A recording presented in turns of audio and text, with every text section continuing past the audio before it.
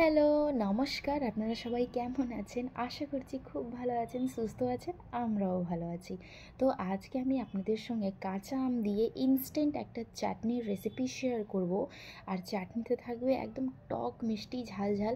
খেতে কিন্তু অনেক অনেক স্বাদ লাগে। আর এটা আপনারা শুকনা রুটি, পরোটা, লুচির সঙ্গে খেতে তো অসাধারণ লাগে। তো আজকে এই রেসিপিটাই আপনাদের সঙ্গে শেয়ার করব। তো তার জন্য আমি ছোট ছোট সাইজের 6টা আম নিয়েছি। এটাকে ভালোভাবে প্রথমে ধুয়ে নিব। ধুয়ে এবার আমের যে উপরের যে মাথাটা হয় না, সেটাকে চাকুর সাহায্যে আমি এগুলোকে কেটে কেটে আলাদা করে নিব। দেখেন, ঠিক এইভাবে। তো আজকে আমি একদমই কাঁচা আমটা ব্যবহার করছি। আপনারাও কাঁচা আম দিয়েই বানাবেন। আর এটা হবে একদম ইনস্ট্যান্ট একটা আচার।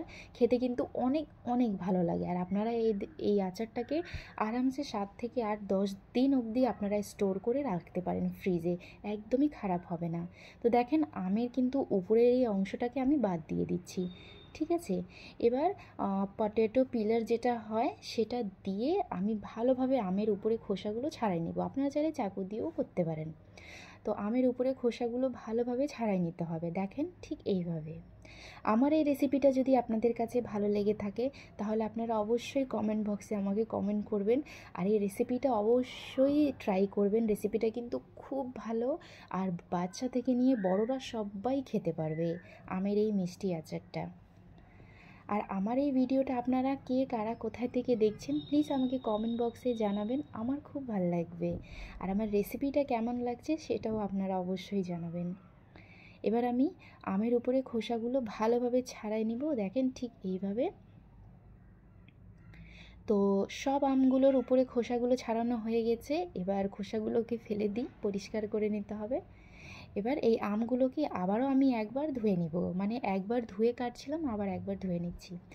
ধুয়ে এবার আমার কি হয়েছে, আমের ভিতরের ওই যে বিচিটা, আমের আঁঠিটা যেটা বলে, সেটা কিন্তু একদম শক্ত হয়ে গেছিলো, যেটা হাত দিয়ে কাটা যাচ্ছিল না।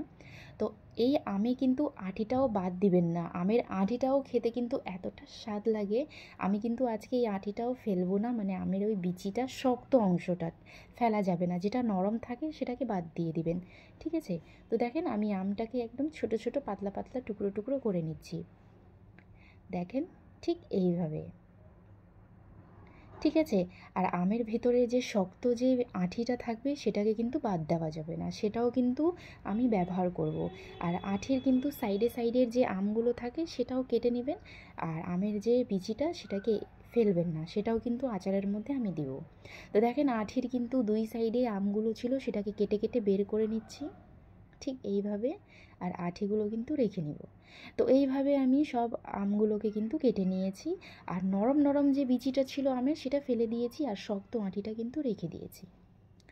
এবার কড়াইটাকে ভালোভাবে গরম করে নিতে হবে। তাতে দিচ্ছি 2 চামচ রিফাইন তেল। তেলটা যখন গরম হয়ে আসবে, হাফ চামচ দিব হচ্ছে গোটা মৌরি, মানে সফ যেটাকে বলে সেটা। হাফ চামচ গোটা জিরে, হাফ চামচ দিব হচ্ছে কালো জিরা, আর হাফ চামচ দিব হচ্ছে কালো গোটা সরষা। আর একটা শুকনো লঙ্কা মাঝখান থেকে ভেঙে দিয়ে দিব। আর হাফ চামচ দিব হচ্ছে হিং পাউডার। আমি তো গুড লাইফ কোম্পানির ব্যবহার করি। আপনারা আপনাদের কাছে যেটা থাকবে আপনারা সেটাই দিবেন। তারপরে কেটে রাখা আমগুলো সব দিয়ে দিব। আর একদম মিডিয়াম হিটে 3 থেকে 4 মিনিট আমগুলোকে ভালোভাবে ভেজে নিতে হবে। দেখেন, ঠিক এইভাবে। যখন 3 থেকে 4 মিনিট আমগুলো ভাজা হয়ে যাবে, তখন আমি এটার মধ্যে অ্যাড করব হচ্ছে 1 গ্লাস জল। আর আঁচটা থাকবে একদম মিডিয়াম হিটে। তারপরে এটাকে ভালোভাবে মিক্স করে দিব। আপনারা চাইলে ঢাকনা দিয়ে ঢেকেও রাখতে পারেন, তাতে আমগুলো হালকা একটু নরম হয়ে আসবে। জলটা দেওয়ার সঙ্গে সঙ্গে আমি হাফ চামচ দিচ্ছি বিট লবণ, আর হাফ চামচ দিব হচ্ছে শুকনা লঙ্কার গুঁড়া, মানে একটু ঝালের জন্য। এগুলোকে ভালোভাবে মিক্স করে নিব। জলটা যখন ফুটে আসবে, তখন আমি 1 কাপ নিচ্ছি খেজুরের গুড়, মানে 1 কাপ থেকে একটু কম আছে।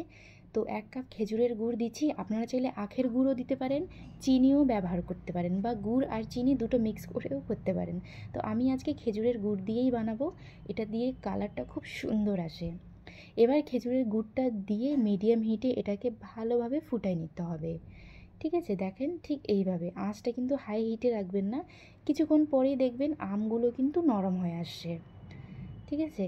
আর হাতা দিয়ে বা চামচ দিয়ে আমগুলোকে থেতো করার কোনো দরকার নেই। আমগুলো কিন্তু একটু গোটা গোটাই থাকবে। আর আমি কিন্তু আমের আঁটিটাও দিয়েছি আচারের মধ্যে। তো 5 থেকে 10 মিনিট মিডিয়াম হিটে ভালোভাবে ফুটাই নিতে হবে। তারপরে এটাতে আমি অ্যাড করলাম হাফ চামচের মতন চাট মশলা। আমার প্যাকেটেই ছিল, আমি প্যাকেট সহই দিয়ে দিলাম। তো মিডিয়াম হিটে আচারটাকে আমি 7 থেকে 8 মিনিট ভালোভাবে ফুটাই নেব। কিছুক্ষণ পরই আপনারা দেখবেন যে আচারটা একটু গাঢ় গাঢ় হয়ে গেছে, তখনই আমি গ্যাসটা কিন্তু অফ করে দিব। তো গরম অবস্থাতে তো আচারটা দেখে মনে হচ্ছে যে পাতলা, কিন্তু এই আচারটা যতটা ঠান্ডা হবে ততটা একদম এটার টেক্সচার হবে আপনার হচ্ছে জ্যাম যে থাকে, আমরা যে ম্যাঙ্গো জ্যাম, স্ট্রবেরি জ্যাম খাই, একদম ঠিক ওই রকমই টেক্সচারে কিন্তু হয়ে যাবে। এখন মনে হচ্ছে না পাতলা, এটা কিন্তু ঠান্ডা হয়ে যাওয়ার পর কালারটা আরও মানে গাঢ় হয়ে যাবে। আর হচ্ছে এর টেক্সচারটা একদম হয়ে যাবে গাঢ় গাঢ়, আপনারা একদম রুটির উপরে লাগায়ও খেতে পারবেন, একদম জ্যামের মতন লাগবে খেতে, কিন্তু অনেক অনেক ভালো লাগবে। এই তো রেডি হয়ে গেছে আমার আমের ইনস্ট্যান্ট মিষ্টি আচার, এটাকে আমের লঞ্জিও বলে হিন্দিতে। তো এটাই ছিল আমার আজকের রেসিপি, আশা করি আপনাদের কাছে ভালো লাগবে। তো আমি আপনাদেরকে নেক্সট ডের ক্লিপটা দেখাচ্ছি। দেখেন এই আমটা কিন্তু ঠান্ডা হয়ে যাওয়ার পর আরও একদম গাঢ় হয়ে গেছে, আর কালারটা দেখেন একদমই চেঞ্জ হয়ে গেছে। এটা কিন্তু নেক্সট ডের ক্লিপটা আমি আপনাদের সঙ্গে শেয়ার করছি। এটা কিন্তু রুটির উপরে একদম জ্যামের মতন লাগায়ও খাওয়া যায়, পরোটা, লুচি খুব ভাল লাগে, আর ভাতের সঙ্গেও খেতে ভাল লাগে। তো আমি এটাকে একটা কাচের বয়ামে স্টোর করে ফ্রিজে রেখে দিব আরামসে। এটা কিন্তু 15 থেকে 20 দিন খুব ভালো থাকে, কিন্তু খারাপ হয় না। তো চ্যানেলে আপনারা যারা নতুন আছেন প্লিজ আমার ইউটিউব চ্যানেল একটু সাবস্ক্রাইব করে দিবেন, আর রেসিপিটাকে বেশি বেশি শেয়ার করে দিবেন। টাটা।